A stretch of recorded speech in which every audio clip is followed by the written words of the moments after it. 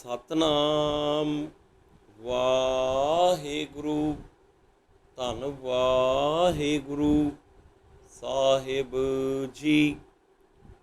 ਗੁਰੂ ਰੂਪ ਗੁਰੂ ਪਿਆਰੀ ਸਾਧ ਸੰਗਤ ਜੀ, ਜਪਜੀ ਸਾਹਿਬ ਦੀ 17 ਪੌੜੀਆਂ ਤੇ ਵਿਚਾਰ ਹੋਈ।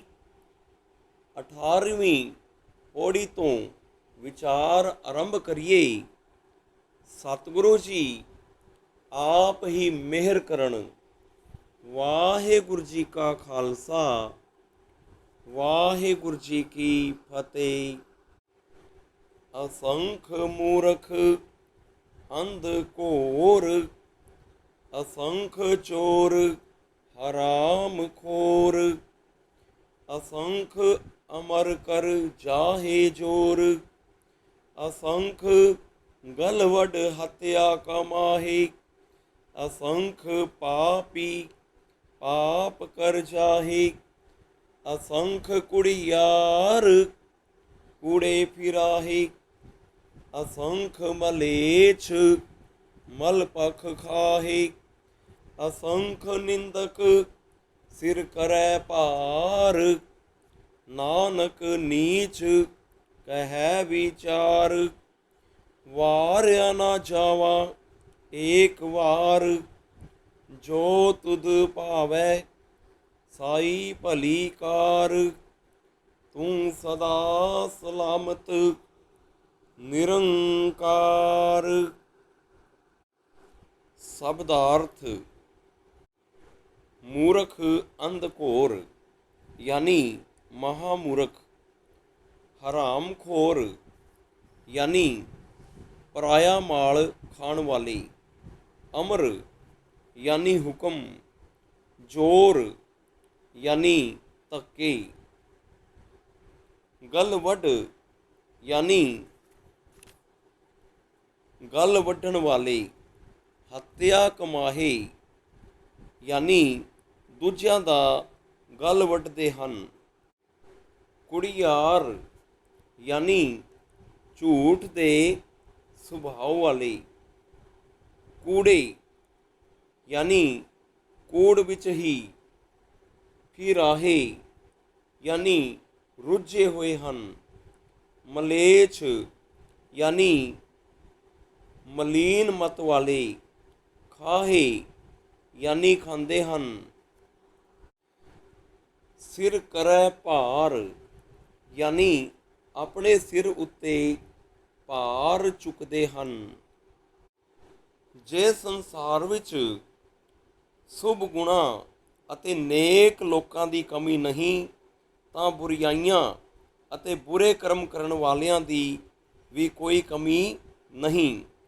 ਗੁਰੂ ਸਾਹਿਬ ਕਹਿੰਦੇ ਹਨ, ਬੇਸੁਮਾਰ ਮੂਰਖ ਘੋਰ ਹਨੇਰੇ ਵਿੱਚ ਫਸੇ ਹੋਏ ਹਨ, ਬੇਸੁਮਾਰ ਚੋਰ ਅਤੇ ਹਰਾਮਖੋਰ ਹਨ, ਬੇਸੁਮਾਰ ਲੋਕ ਹੁਕਮ ਜਾਂ ਹਕੂਮਤ ਦੇ ਜ਼ੋਰ ਨਾਲ ਜ਼ੁਲਮ ਕਰ ਜਾਂਦੇ ਹਨ, ਅਸੰਖ ਗਲ ਵੱਢਣ ਵਾਲੇ ਕਸਾਈ ਹਨ ਅਤੇ ਅਨੇਕ ਹੱਤਿਆਰੇ ਹੱਤਿਆਵਾਂ ਕਰ ਰਹੇ ਹਨ, ਅਸੰਖ ਪਾਪੀ ਪਾਪਾਂ ਦੀਆਂ ਪੰਡਾਂ ਸਿਰ ਉੱਤੇ ਬੰਨ੍ਹ ਕੇ ਲੈ ਜਾਂਦੇ ਹਨ, ਅਸੰਖ ਝੂਠੇ ਦਿਨ ਰਾਤ ਝੂਠ ਬੋਲਦੇ ਰਹਿੰਦੇ ਹਨ, ਅਨੇਕ ਮਲੀਨ ਇੱਛਾਵਾਂ ਵਾਲੇ ਮਲੇਛ ਅਖਾਦ ਪਦਾਰਥ ਦੀ ਮੈਲ ਖਾਂਦੇ ਹਨ, ਅਨੇਕ ਨਿੰਦਕ ਆਪਣੇ ਸਿਰ ਉੱਤੇ ਪਰਾਈ ਨਿੰਦਿਆ ਦਾ ਭਾਰ ਲੱਦ ਰਹੇ ਹਨ। ਅਸੰਖ ਮੂਰਖ ਅੰਧ ਘੋਰ, ਅਸੰਖ ਚੋਰ ਹਰਾਮ ਖੋਰ, ਅਸੰਖ ਅਮਰ ਕਰ ਜਾਹੇ ਜੋਰ। ਤਾਤਪਰਯ ਇਹ ਹੈ, ਨਿਰੰਕਾਰ ਦੀ ਸ੍ਰਿਸ਼ਟੀ ਵਿੱਚ ਅਨੇਕਾਂ ਹੀ ਮਹਾਮੂਰਖ ਹਨ, ਅਨੇਕਾਂ ਹੀ ਚੋਰ ਹਨ, ਜੋ ਪਰਾਇਆ ਮਾਲ ਚੁਰਾ ਕੇ ਵਰਤ ਰਹੇ ਹਨ, ਅਤੇ ਅਨੇਕਾਂ ਹੀ ਇਹੋ ਜਿਹੇ ਮਨੁੱਖ ਹਨ ਜੋ ਦੂਜਿਆਂ ਉੱਤੇ ਹੁਕਮ ਤੇ ਵਧੀਕੀਆਂ ਕਰ ਰਹੇ ਹਨ, ਅੰਤ ਨੂੰ ਇਸ ਸੰਸਾਰ ਤੋਂ ਚਲੇ ਜਾਂਦੇ ਹਨ। ਅਸੰਖ ਗਲ ਵਡ ਹੱਤਿਆ ਕਮਾਹੇ, ਅਸੰਖ ਪਾਪੀ ਪਾਪ ਕਰ ਜਾਹੇ। ਅਨੇਕਾਂ ਹੀ ਖੂਨੀ ਮਨੁੱਖ ਦੂਜਿਆਂ ਦੇ ਗਲ ਵੱਢ ਕੇ ਰਹੇ ਹਨ ਅਤੇ ਅਨੇਕਾਂ ਹੀ ਪਾਪੀ ਮਨੁੱਖ ਪਾਪ ਕਮਾ ਕੇ ਆਖਰ ਇਸ ਦੁਨੀਆ ਤੋਂ ਤੁਰ ਜਾਂਦੇ ਹਨ। ਅਸੰਖ ਕੁੜੀਆਰ ਕੂੜੇ ਫਿਰਾਹੇ, ਅਸੰਖ ਮਲੇਛ ਮਲ ਭਖ ਖਾਏ। ਅਨੇਕਾਂ ਹੀ ਝੂਠ ਬੋਲਣ ਦੇ ਸੁਭਾਅ ਵਾਲੇ ਮਨੁੱਖ ਝੂਠ ਵਿੱਚ ਹੀ ਰੁੱਝੇ ਪਏ ਹਨ ਅਤੇ ਅਨੇਕਾਂ ਹੀ ਖੋਟੀ ਬੁੱਧੀ ਵਾਲੇ ਮਨੁੱਖ ਮਲ ਭਾਉ ਅਖਾਜ ਹੀ ਖਾਈ ਜਾ ਰਹੇ ਹਨ। ਅਸੰਖ ਨਿੰਦਕ ਸਿਰ ਕਰੈ ਭਾਰ, ਨਾਨਕ ਨੀਚ ਕਹਿ ਵਿਚਾਰ। ਤਾਤਪਰਯ ਇਹ ਹੈ, ਅਨੇਕਾਂ ਹੀ ਨਿੰਦਕ ਨਿੰਦਿਆ ਕਰਕੇ ਆਪਣੇ ਸਿਰ ਉੱਤੇ ਨਿੰਦਿਆ ਦਾ ਭਾਰ ਚੁੱਕ ਰਹੇ ਹਨ। ਹੇ ਨਿਰੰਕਾਰ, ਅਨੇਕ ਹੋਰ ਜੀਵ ਕਈ ਹੋਰ ਕੁਕਰਮਾਂ ਵਿੱਚ ਫਸੇ ਪਏ ਹੋਣਗੇ। ਮੇਰੀ ਕੀ ਤਾਕਤ ਹੈ ਕਿ ਤੇਰੀ ਕੁਦਰਤ ਦੀ ਪੂਰਨ ਵਿਚਾਰ ਕਰ ਸਕਾਂ। ਨਾਨਕ ਵਿਚਾਰਾ ਤਾਂ ਇਹ ਉਪਰਲੀ ਤੁੱਛ ਜਿਹੀ ਵਿਚਾਰ ਪੇਸ਼ ਕਰਦਾ ਹੈ। ਵਾਰਿਆ ਨਾ ਜਾਵਾਂ ਏਕ ਵਾਰ, ਜੋ ਤੁਧ ਭਾਵੈ ਸਾਈ ਭਲੀ ਕਾਰ। ਤੂੰ ਸਦਾ ਸਲਾਮਤ ਨਿਰੰਕਾਰ। ਤਾਤਪਰਯ ਇਹ ਹੈ, ਹੇ ਅਕਾਲ ਪੁਰਖ, ਮੈਂ ਤਾਂ ਤੇਰੇ ਉੱਤੇ ਇੱਕ ਵਾਰੀ ਵੀ ਸਦਕੇ ਹੋਣ ਜੋਗਾ ਨਹੀਂ ਹਾਂ। ਭਾਉ ਮੈਂ ਤੇਰੀ ਬੇਅੰਤ ਕੁਦਰਤ ਦੀ ਪੂਰਨ ਵਿਚਾਰ ਕਰਨ ਜੋਗਾ ਨਹੀਂ ਹਾਂ। ਹੇ ਨਿਰੰਕਾਰ, ਤੂੰ ਸਦਾ ਸਥਿਰ ਰਹਿਣ ਵਾਲਾ ਹੈ। ਜੋ ਤੈਨੂੰ ਚੰਗਾ ਲੱਗਦਾ ਹੈ ਉਹੀ ਕੰਮ ਭਲਾ ਹੈ। ਭਾਉ ਤੇਰੀ ਰਜ਼ਾ ਵਿੱਚ ਹੀ ਰਹਿਣਾ ਠੀਕ ਹੈ। ਤੇਰੀ ਸਿਫਤ ਸਲਾਹ ਕਰਕੇ ਅਸਾਂ ਜੀਵਾਂ ਲਈ ਇਹੀ ਭਲੀ ਗੱਲ ਹੈ ਕਿ ਤੇਰੀ ਰਜ਼ਾ ਵਿੱਚ ਰਹੀਏ। ਭਾਉ ਪਰਮਾਤਮਾ ਦੀ ਸਾਰੀ ਕੁਦਰਤ ਦਾ ਅੰਤ ਲੱਭਣਾ ਤਾਂ ਕਿਤੇ ਰਿਹਾ। ਜੇ ਤੁਸੀਂ ਜਗਤ ਦੇ ਸਿਰਫ ਚੋਰ, ਧਾੜਵੀ, ਠੱਗ, ਨਿੰਦਕ ਆਦਿਕ ਬੰਦਿਆਂ ਦਾ ਹੀ ਹਿਸਾਬ ਲਾਣ ਲੱਗੋ ਤਾਂ ਇਹਨਾਂ ਦਾ ਵੀ ਕੋਈ ਅੰਤ ਨਹੀਂ। ਜਦ ਤੋਂ ਜਗਤ ਬਣਿਆ ਹੈ, ਬੇਅੰਤ ਜੀਵ ਵਿਕਾਰਾਂ ਵਿੱਚ ਹੀ ਗ੍ਰਸੇ ਚਲੇ ਆ ਰਹੇ ਹਨ। ਅਸੰਖ ਨਾਉ ਅਸੰਖ ਥਾਉ, ਅਗੰਮ ਅਗੰਮ ਅਸੰਖ ਲਉ। ਅਸੰਖ ਕਹੇ ਸਿਰ ਪਾਰ ਹੋਏ, ਅਖਰੀ ਨਾਮ ਅਖਰੀ ਸਲਾਹ। ਅਖਰੀ ਗਿਆਨ ਗੀਤ ਗੁਣ ਗਾਹ, ਅਖਰੀ ਲਿਖਣ ਬੋਲਣ ਬਾਣ। ਅਖਰਾ ਸਿਰ ਸੰਜੋਗ ਵਖਾਣ, ਜਿਨ ਇਹ ਲਿਖੇ ਤਿਸ ਸਿਰ ਨਾਹੀ। ਜਿਉ ਫੁਰਮਾਏ ਤਿਉ ਤਿਉ ਪਾਈ, ਜੇਤਾ ਕੀਤਾ ਤੇਤਾ ਨਾਉ। ਵਿਣ ਨਾਵੈ ਨਾਹੀ ਕੋ ਥਾਉ, ਕੁਦਰਤ ਕਵਣ ਕਹਾ ਵਿਚਾਰ। ਵਾਰਿਆ ਨਾ ਜਾਵਾਂ ਏਕ ਵਾਰ, ਜੋ ਤੁਧ ਭਾਵੈ ਸਾਈ ਭਲੀ ਕਾਰ। ਤੂੰ ਸਦਾ ਸਲਾਮਤ ਨਿਰੰਕਾਰ। ਸ਼ਬਦਾਰਥ, ਅਗੰਮ ਯਾਨੀ ਜਿਸ ਥਾਈਂ ਕਿਸੇ ਦੀ ਪਹੁੰਚ ਨਾ ਹੋ ਸਕੇ। ਲੋ ਯਾਨੀ ਲੋਕ ਭਵਨ। ਅਖਰੀ ਯਾਨੀ ਅੱਖਰਾਂ ਦੇ ਰਾਹੀਂ ਹੀ। ਗੁਣ ਗਾਹਾ ਯਾਨੀ ਗੁਣਾਂ ਦੇ ਵਾਕਫ। ਬਾਣ ਲਿਖਣ ਯਾਨੀ ਬਾਣੀ ਦਾ ਲਿਖਣਾ। ਸੰਜੋਗ ਯਾਨੀ ਭਾਗਾਂ ਦਾ ਲੇਖ। ਵਖਾਣ ਯਾਨੀ ਵਖਾਣਿਆ ਜਾ ਸਕਦਾ ਹੈ। ਤਿਸ ਸਿਰ ਯਾਨੀ ਉਸ ਅਕਾਲ ਪੁਰਖ ਦੇ ਮੱਥੇ ਉੱਤੇ। ਫੁਰਮਾਏ ਯਾਨੀ ਅਕਾਲ ਪੁਰਖ ਹੁਕਮ ਕਰਦਾ ਹੈ। ਪਾਹੇ ਯਾਨੀ ਭੋਗਦੇ ਹਨ। ਜੇਤਾ ਕੀਤਾ ਯਾਨੀ ਇਹ ਸਾਰਾ ਸੰਸਾਰ ਜੋ ਅਕਾਲ ਪੁਰਖ ਨੇ ਪੈਦਾ ਕੀਤਾ। ਤੇਤਾ ਯਾਨੀ ਉਹ ਸਾਰਾ। ਨਾਉ ਯਾਨੀ ਨਾਮ। ਗੁਰੂ ਸਾਹਿਬ ਨੇ 17ਵੀਂ ਅਤੇ 18ਵੀਂ ਪੌੜੀ ਵਿੱਚ ਸੰਸਾਰ ਵਿੱਚ ਨਜ਼ਰ ਆਉਂਦੇ ਅਨੇਕ ਪੁੰਨ ਅਤੇ ਪਾਪ ਕਰਨ ਵਾਲਿਆਂ ਦਾ ਵਰਣਨ ਕੀਤਾ ਹੈ। 19ਵੀਂ ਪੌੜੀ ਵਿੱਚ ਆਪ ਇਸ਼ਾਰਾ ਕਰਦੇ ਹਨ ਕਿ ਗੱਲ ਇਸ ਧਰਤੀ ਦੇ ਅਨੰਤ ਜੀਵਾਂ ਤੱਕ ਹੀ ਸੀਮਤ ਨਹੀਂ ਹੈ। ਪ੍ਰਭੂ ਦੀ ਰਚਨਾ ਅਗਮ ਅਥਾਹ। ਇਸ ਬਾਰੇ ਕਿਸੇ ਤਰ੍ਹਾਂ ਦੀ ਗਿਣਤੀ ਮਿਣਤੀ ਕਰ ਸਕਣਾ ਅਸੰਭਵ ਹੈ। ਆਪ ਕਹਿੰਦੇ ਹਨ, ਹੇ ਪ੍ਰਭੂ, ਸੰਸਾਰ ਵਿੱਚ ਅਸੰਖ ਨਾਂ ਹਨ ਅਤੇ ਅਸੰਖ ਥਾਵਾਂ ਹਨ। ਅਸੰਖ ਅਜਿਹੇ ਲੋਕ ਜਾਂ ਮੰਡਲ ਹਨ ਜਿਨ੍ਹਾਂ ਤੱਕ ਸਾਡੀ ਪਹੁੰਚ ਨਹੀਂ ਹੋ ਸਕਦੀ। ਅਸੀਂ ਆਪਣੇ ਵੱਲੋਂ ਅਸੰਖ ਕਹੀ ਕਿ ਉਸ ਕਰਤਾ ਦੀ ਸਿਰਜੀ ਸ੍ਰਿਸ਼ਟੀ ਦਾ ਵਰਣਨ ਕਰਦੇ ਹਾਂ, ਪਰ ਅਸਲ ਵਿੱਚ ਅਸੰਖ ਕਹਿਣ ਨਾਲ ਵੀ ਸਿਰ ਉੱਤੇ ਭਾਰ ਚੜ੍ਹਦਾ ਹੈ, ਕਿਉਂਕਿ ਉਸ ਦੀ ਰਚਨਾ ਅਨੰਤ, ਅਸਗਾਹ ਅਤੇ ਲਾਭਿਆਨ ਹੈ।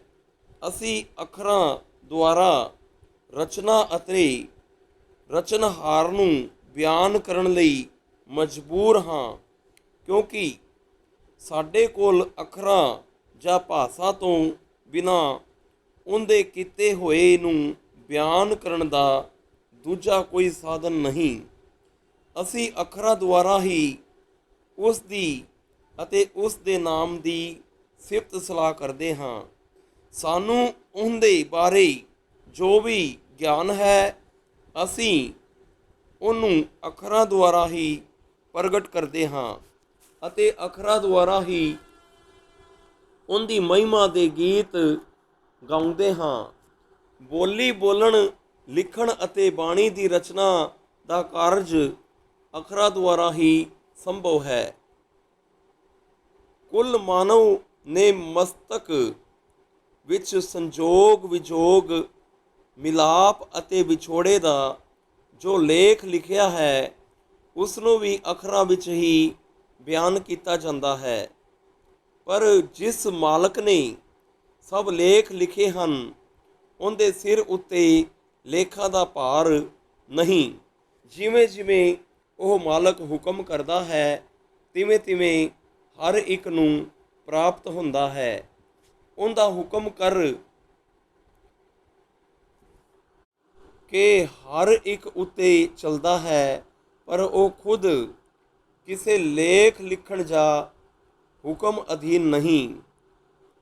ਉਸ ਕਰਤਾ ਨੇ ਜੋ ਕੁਝ ਕੀਤਾ ਹੈ, ਉਹ ਨਾਮ ਰੂਪ ਹੈ। ਕੁਝ ਵੀ ਅਤੇ ਕੋਈ ਵੀ ਥਾਂ ਨਾਮ ਤੋਂ ਖਾਲੀ ਨਹੀਂ।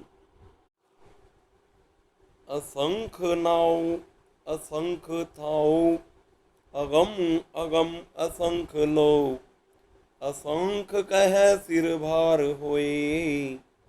ਤਾਤਪਰਯ ਇਹ ਹੈ, ਕੁਦਰਤ ਦੇ ਅਨੇਕਾਂ ਜੀਵਾਂ ਤੇ ਹੋਰ ਬੇਅੰਤ ਪਦਾਰਥਾਂ ਦੇ ਅਸੰਖਾਂ ਹੀ ਨਾਮ ਹਨ ਤੇ ਅਸੰਖਾਂ ਹੀ ਉਹਨਾਂ ਦੇ ਥਾਂ ਟਿਕਾਣੇ ਹਨ। ਕੁਦਰਤ ਵਿੱਚ ਅਸੰਖਾਂ ਹੀ ਭਵਨ ਹਨ ਜਿਨ੍ਹਾਂ ਤੱਕ ਮਨੁੱਖ ਦੀ ਪਹੁੰਚ ਹੀ ਨਹੀਂ ਹੋ ਸਕਦੀ। ਪਰ ਜੋ ਮਨੁੱਖ ਕੁਦਰਤ ਦਾ ਲੇਖਾ ਕਰਨ ਵਾਸਤੇ ਸ਼ਬਦ ਅਸੰਖ ਵੀ ਆਖਦੇ ਹਨ, ਉਹਨਾਂ ਦੇ ਸਿਰ ਉੱਤੇ ਵੀ ਭਾਰ ਹੁੰਦਾ ਹੈ, ਭਾਵ ਉਹ ਵੀ ਭੁੱਲ ਕਰਦੇ ਹਨ। ਅਸੰਖ ਸ਼ਬਦ ਵੀ ਕਾਫੀ ਨਹੀਂ ਹੈ। ਅਖਰੀ ਨਾਮ ਅਖਰੀ ਸਲਾਹ, ਅਖਰੀ ਗਿਆਨ ਗੀਤ ਗੁਣ ਗਾਹ, ਅਖਰੀ ਲਿਖਣ ਬੋਲਣ ਬਾਣ, ਅਖਰਾ ਸਿਰ ਸੰਜੋਗ ਵਖਾਨ, ਜਿਨ ਇਹ ਲਿਖੇ ਤਿਸ ਸਿਰ ਪਾਹੇ, ਨਾਹੀ ਜਿਉ ਫੁਰਮਾਏ ਤਿਵ ਤਿਵ ਪਾਹੇ। ਤਾਤਪਰਯ ਇਹ ਹੈ, ਭਾਵੇਂ ਅਕਾਲ ਪੁਰਖ ਦੀ ਕੁਦਰਤ ਦਾ ਲੇਖਾ ਕਰਨ ਲਈ ਲਫ਼ਜ਼ ਅਸੰਖ ਤਾਂ ਕਿਤੇ ਰਿਹਾ ਕੋਈ ਵੀ ਸ਼ਬਦ ਕਾਫੀ ਨਹੀਂ ਹੈ, ਪਰ ਅਕਾਲ ਪੁਰਖ ਦਾ ਨਾਮ ਵੀ ਅੱਖਰਾਂ ਰਾਹੀਂ ਹੀ ਲਿਆ ਜਾ ਸਕਦਾ ਹੈ। ਉਸ ਦੀ ਸਿਫਤ ਸਲਾਹ ਵੀ ਅੱਖਰਾਂ ਰਾਹੀਂ ਹੀ ਕੀਤੀ ਜਾ ਸਕਦੀ ਹੈ। ਅਕਾਲ ਪੁਰਖ ਦਾ ਗਿਆਨ ਵੀ ਅੱਖਰਾਂ ਰਾਹੀਂ ਵਿਚਾਰਿਆ ਜਾ ਸਕਦਾ ਹੈ। ਅੱਖਰਾਂ ਰਾਹੀਂ ਹੀ ਉਸ ਦੇ ਗੀਤ ਅਤੇ ਗੁਣਾਂ ਦਾ ਵਾਕਫ ਹੋ ਸਕਦਾ ਹੈ। ਬੋਲੀ ਦਾ ਲਿਖਣਾ ਅਤੇ ਬੋਲਣਾ ਵੀ ਅੱਖਰਾਂ ਰਾਹੀਂ ਹੀ ਦੱਸਿਆ ਜਾ ਸਕਦਾ ਹੈ। ਇਸ ਕਰਕੇ ਸ਼ਬਦ ਅਸੰਖ ਵਰਤਿਆ ਗਿਆ ਹੈ। ਉਂਝ ਇਸ ਅਕਾਲ ਪੁਰਖ ਨੇ ਜੀਵਾਂ ਦੇ ਸੰਜੋਗ ਦੇ ਇਹ ਅੱਖਰ ਲਿਖੇ ਹਨ। ਉਸ ਦੇ ਸਿਰ ਉੱਤੇ ਕੋਈ ਲੇਖ ਨਹੀਂ ਹੈ, ਭਾਵ ਕੋਈ ਮਨੁੱਖ ਉਸ ਅਕਾਲ ਪੁਰਖ ਦਾ ਲੇਖਾ ਨਹੀਂ ਕਰ ਸਕਦਾ। ਜਿਸ ਤਰ੍ਹਾਂ ਉਹ ਅਕਾਲ ਪੁਰਖ ਕਰਦਾ ਹੈ, ਉਸੇ ਤਰ੍ਹਾਂ ਜੀਵ ਆਪਣੇ ਸੰਜੋਗ ਭੋਗਦੇ ਹਨ। ਜੇ ਤਾ ਕੀਤਾ ਤੇ ਤਾ ਨਾਉ, ਵਿਣ ਨਾਵੈ ਨਾਹੀ ਕੋ ਥਾਉ। ਤਾਤਪਰਯ ਇਹ ਹੈ, ਇਹ ਸਾਰਾ ਸੰਸਾਰ ਜੋ ਅਕਾਲ ਪੁਰਖ ਨੇ ਬਣਾਇਆ ਹੈ, ਇਹ ਉਸ ਦਾ ਸਰੂਪ ਹੈ। ਇਹ ਵਿਸ ਸੰਸਾਰ ਤੁਮ ਦੇਖਦੇ ਹੋ, ਇਹ ਹਰ ਕਾ ਰੂਪ ਹੈ। ਹਰ ਕਾ ਰੂਪ ਨਜ਼ਰੀ ਆਇਆ, ਕੋਈ ਥਾਂ ਅਕਾਲ ਪੁਰਖ ਦੇ ਸਰੂਪ ਤੋਂ ਖਾਲੀ ਨਹੀਂ। ਭਾਵ ਜਿਹੜੀ ਥਾਂ ਜਾ ਵੇਖੀਏ ਉਹੀ ਅਕਾਲ ਪੁਰਖ ਦਾ ਸਰੂਪ ਦਿਸਦਾ ਹੈ। ਸ੍ਰਿਸ਼ਟੀ ਦਾ ਜਗ ਜਗ ਅਕਾਲ ਪੁਰਖ ਦਾ ਸਰੂਪ ਹੈ। ਕੁਦਰਤ ਕਵਣ ਕਹਾ ਵਿਚਾਰ, ਵਾਰਿਆ ਨਾ ਜਾਵਾਂ ਏਕ ਵਾਰ, ਜੋ ਤੁਧ ਭਾਵੈ ਸਾਈ ਭਲੀ ਕਾਰ, ਤੂੰ ਸਦਾ ਸਲਾਮਤ ਨਿਰੰਕਾਰ। ਤਾਤਪਰਯ ਇਹ ਹੈ, ਮੇਰੀ ਕੀ ਤਾਕਤ ਹੈ ਕਿ ਕਰਤਾਰ ਦੀ ਕੁਦਰਤ ਦੀ ਵਿਚਾਰ ਕਰ ਸਕਾਂ। ਹੇ ਅਕਾਲ ਪੁਰਖ, ਮੈਂ ਤਾਂ ਤੇਰੇ ਉੱਤੇ ਇੱਕ ਵਾਰ ਵੀ ਸਦਕੇ ਹੋਣ ਜੋਗਾ ਨਹੀਂ ਹਾਂ। ਭਾਉ ਮੇਰੀ ਹਸਤੀ ਬਹੁਤ ਹੀ ਤੁੱਛ ਹੈ। ਹੇ ਨਿਰੰਕਾਰ, ਤੂੰ ਸਦਾ ਥਿਰ ਰਹਿਣ ਵਾਲਾ ਹੈ। ਜੋ ਤੈਨੂੰ ਚੰਗਾ ਲੱਗਦਾ ਹੈ ਉਹੀ ਕੰਮ ਭਲਾ ਹੈ। ਭਾਉ ਤੇਰੀ ਰਜਾ ਵਿੱਚ ਰਹਿਣਾ ਹੀ ਅਸਾਂ ਜੀਵਾਂ ਲਈ ਭਲੀ ਗੱਲ ਹੈ। ਭਾਉ ਭਲਾ ਕਿਤਨੀਆਂ ਧਰਤੀਆਂ ਤੇ ਕਿਤਨੇ ਕੁ ਜੀਵ ਪ੍ਰਭੂ ਨੇ ਰਚੇ ਹਨ। ਮਨੁੱਖਾਂ ਦੀ ਕਿਸੇ ਬੋਲੀ ਵਿੱਚ ਕੋਈ ਐਸਾ ਲਫ਼ਜ਼ ਹੀ ਨਹੀਂ ਜੋ ਇਹ ਕੁਦਰਤ ਦਾ ਲੇਖਾ ਦੱਸ ਸਕੇ। ਬੋਲੀ ਵੀ ਰੱਬ ਵੱਲੋਂ ਇੱਕ ਦਾਤ ਮਿਲੀ ਹੈ, ਪਰ ਇਹ ਮਿਲੀ ਹੈ ਸਿਫਤ ਸਲਾਹ ਕਰਨ ਲਈ। ਇਹ ਨਹੀਂ ਹੋ ਸਕਦਾ ਕਿ ਇਸ ਰਾਹੀਂ ਮਨੁੱਖ ਪ੍ਰਭੂ ਦਾ ਅੰਤ ਪਾ ਸਕੇ। ਵੇਖੋ, ਬੇਅੰਤ ਹੈ ਉਸ ਦੀ ਕੁਦਰਤ ਤੇ ਇਸ ਵਿੱਚ ਜਿੱਧਰ ਤੱਕੋ ਉਹ ਆਪ ਹੀ ਆਪ ਮੌਜੂਦ ਹੈ। ਕੌਣ ਅੰਦਾਜ਼ਾ ਲਾ ਸਕਦਾ ਹੈ ਕਿ ਪ੍ਰਭੂ ਕਿੱਡਾ ਵੱਡਾ ਹੈ ਤੇ ਉਸ ਦੀ ਰਚਨਾ ਕਿਤਨੀ ਕੁ ਹੈ। ਹੋਈਆਂ ਗਲਤੀਆਂ ਸਾਧ ਸੰਗਤ ਜੀ ਮਾਫ਼ ਕਰਨਾ। ਗੁਰਬਾਣੀ ਨਾਲ ਜੁੜੋ, ਗੁਰੂ ਦੀ ਉਪਮਾ ਕਰੋ। ਵਾਹਿਗੁਰੂ ਜੀ ਕਾ ਖਾਲਸਾ, ਵਾਹਿਗੁਰੂ ਜੀ ਕੀ ਫਤਿਹ।